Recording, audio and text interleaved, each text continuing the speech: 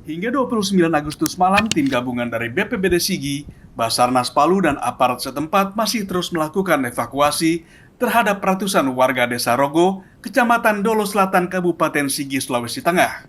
Setelah banjir bandang disertai lumpur dan sampah serta pohon tumbang melanda dua dusun di sana, yakni Dusun 1 dan Dusun 4, di mana wilayah terparah berada di Dusun 1 dengan banjir terjadi hingga ketinggian 2 meter.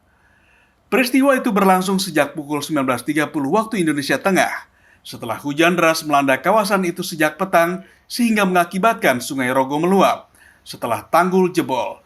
Kondisi tersebut menyebabkan sedikitnya 80 dari 560 rumah terdampak, dengan 5 rumah dalam kondisi rusak berat. Para korban terdampak diungsikan ke beberapa titik di Desa Pulu. Pihak pemerintah desa setempat belum dapat memastikan apakah ada korban jiwa dalam peristiwa tersebut, karena kondisi belum memungkinkan masuk ke area banjir. Kami menyampaikan informasi awal kepada teman-teman semua, kepada pemerintah daerah Kabupaten Sigi, kiranya malam ini dapat menurunkan bantuan secepatnya untuk mengantisipasi warga masyarakat yang panik akibat banjir bandang yang terjadi.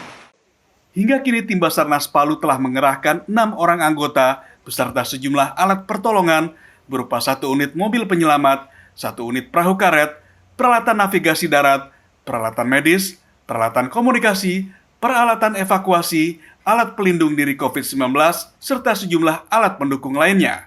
Selain juga tengah menunggu datangnya alat berat untuk bisa membuka akses jalan.